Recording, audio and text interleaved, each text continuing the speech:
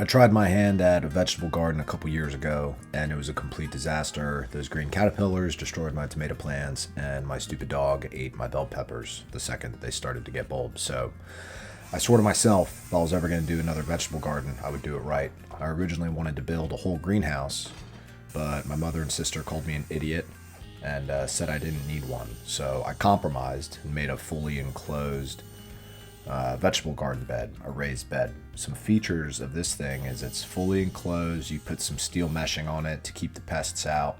A consideration you should probably make, though, is having a larger mesh so the bees and stuff can get in. I used 1/4 inch, so we'll see if it's going to be an issue.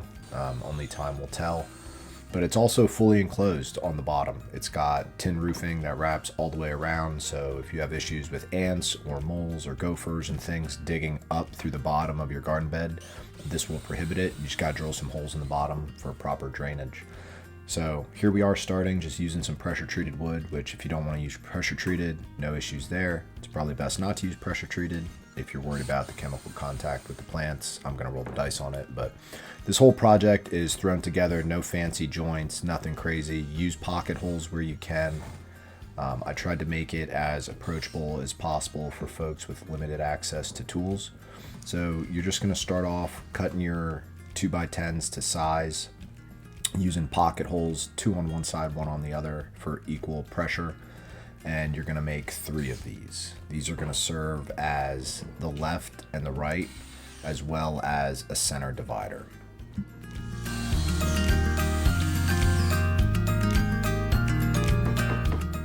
Before I started this project, I took the time to make a detailed set of build plans. So the entire time here, I'm just following along with whatever the build plans say.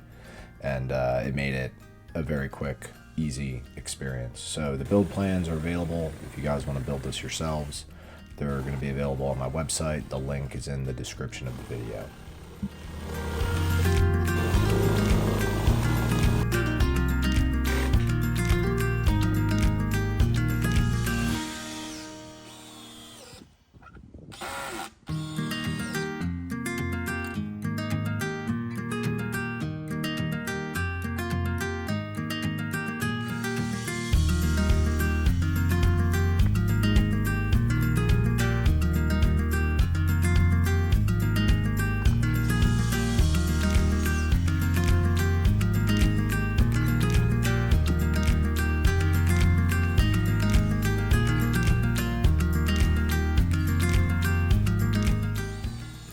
Disregard that top notch in the center divider. Originally, I was going to run a 2x4 across there, but 1, you don't really need it, and 2, I forgot to buy a third 2x4 from Lowe's and I wasn't about to go back. So just ignore that center notch, not necessary.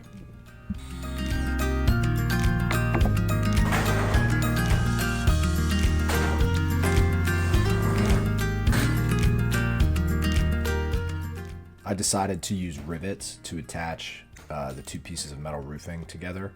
You don't need to. I have a rivet gun and I rarely get to use it. So any opportunity I get to rivet something together, I'm all about it. But you can use metal sheet screws to attach these, bolts with washers and nuts. But I'd say the easiest is just to use rivets. So if you got one, use that. If not, you'll come up with another way to secure them together.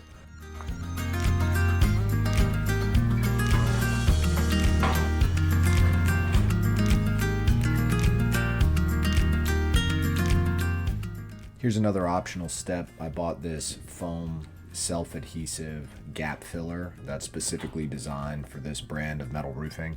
They sell it at Lowe's and Home Depot. It's going to be back in the section where you buy the metal roofing, so it's not difficult to come by. I did this because I wanted it as airtight as possible. Again, relying on the holes I'll drill in the bottom for water drainage, but I just wanted to give myself the best chance of success keeping pests and everything out. So again, completely optional step, but easy enough to do it if you decide to do it. And the filler is relatively cheap.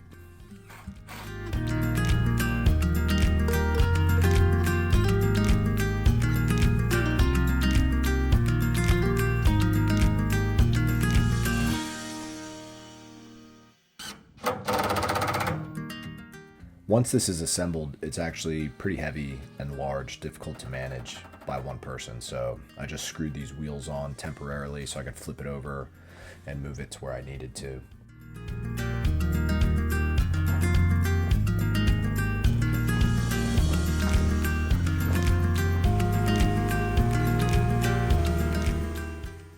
Here's another optional step. Because I do have a planer, I decided to run the 2x4s vertically through the planer to take that rounded edge off and just square it up. That way, in the next step, when I cut them all in half to get 1.5 by 1.5 pieces, it's nice, clean, and consistent. Take some of the bend out of it. Again, completely optional. If you don't have a planer, just rip the things in half on the table saw. You'll see once they're ripped in half, I run them through again just to make sure they're perfect 1.5 by 1.5 for consistency purposes.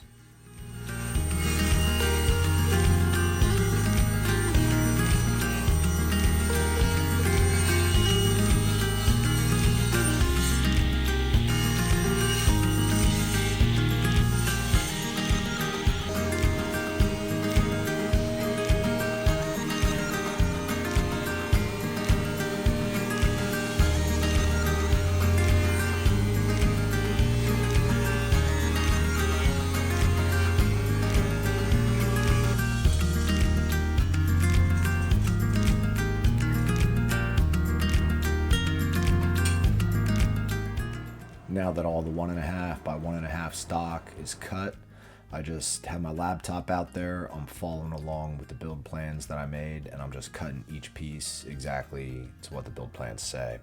I'm keeping everything organized by stacking them together and running some painter's tape on it, and with a Sharpie just writing what pieces they are. In the plans, everything's color coded, so it makes it pretty simple. So I'm just writing the color on those pieces, and then from here on out, it's just using a combination of pocket holes, brad nails, glue, screws, and just attaching the pieces however I can.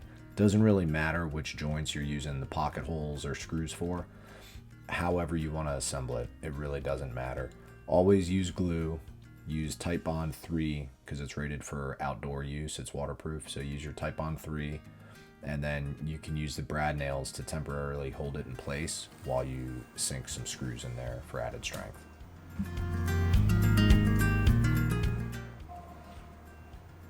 By far the worst part of this project is adding the steel mesh. This stuff is pretty tough to work with.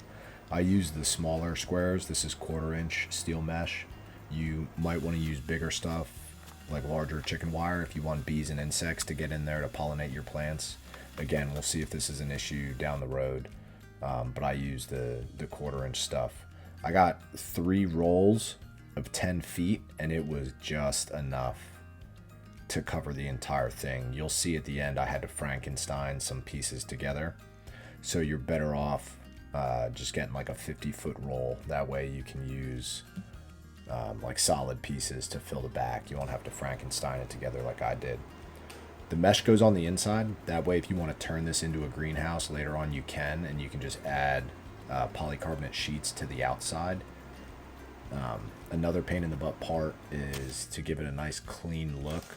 You have to add the steel mesh by pieces, and then at the joints, use the wire that comes with the rolls that it's wrapped up in. I use that wire to literally stitch the joints together so no critters can get in. You can see there I've got some right angle bracing. I used 16 of them. It wasn't for every joint, so you can buy as much as you want. They're pretty cheap. I think they're like 90 cents or something for one of those brackets, but that will definitely add a lot of strength as well. So again, just following the plans, rolling the sheet out, getting it all secured and assembling it.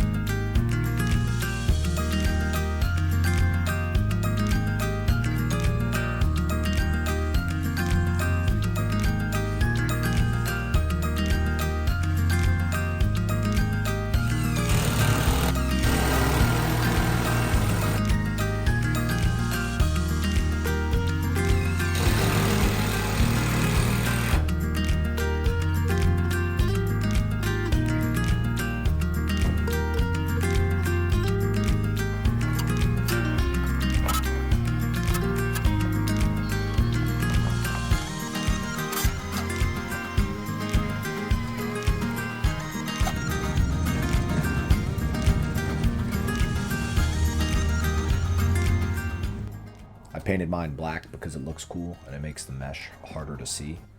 It's also going to help protect the wood from the elements. Paint is one of the best things you can apply to wood to protect it. So I used a roller at first, but that was a disaster, so then I switched to spray paint. So if you're going to paint it, I recommend just getting a bunch of spray paint. Makes it go pretty quick. Got this 4-inch PVC, drilled a bunch of holes in. Gonna put them in the center of each side. This will be like an active compost, so I'll take food scraps and throw it in here. Hopefully it'll break down, decompose, and it can get the nutrients to the surrounding plants. Probably a waste of time, but I'm gonna give it a try.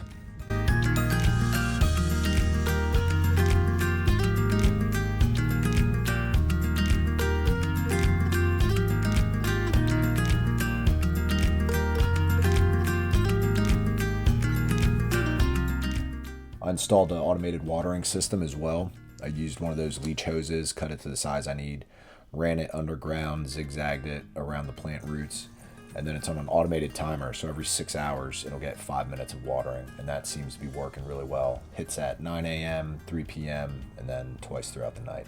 So pretty happy with how this turned out. Build was easy. The worst part was doing the metal mesh, but I just followed the build plans, which are available down in the video description. So if you guys want to build this exact thing, it would be very easy for you to do so. That's about it. Let me know if you guys have any questions. Happy to help.